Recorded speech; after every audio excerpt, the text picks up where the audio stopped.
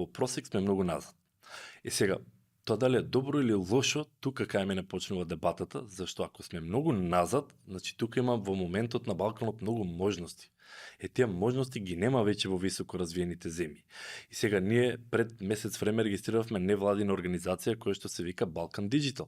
Зашто јас предвидов дека во следните 20 до 30 години на Македонија и на ниво на Балкан допрва ќе се работи на дигитализација. И сега кога зборуваме на дигитализација за компанија која што нема никаква веб страна, за нив може да е да имаме бар веб страна, бар онлайн презенс ако ништо друго.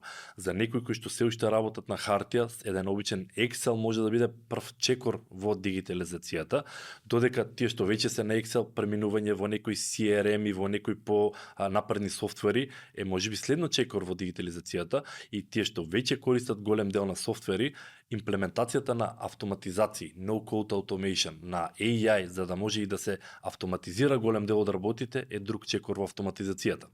И сега, Балканот и законски сме доста назад, и компаниите сме доста назад, меѓутоа, јас сум предприемач у крв, така да тоа се што е назад, јас го гледам фантастични можности за компании постоечки, за предприемачи, дали да почнат со нови услуги, дали да почнат со нови бизнис модели, со цел да се надминува тој гап во дигиталната трансформација.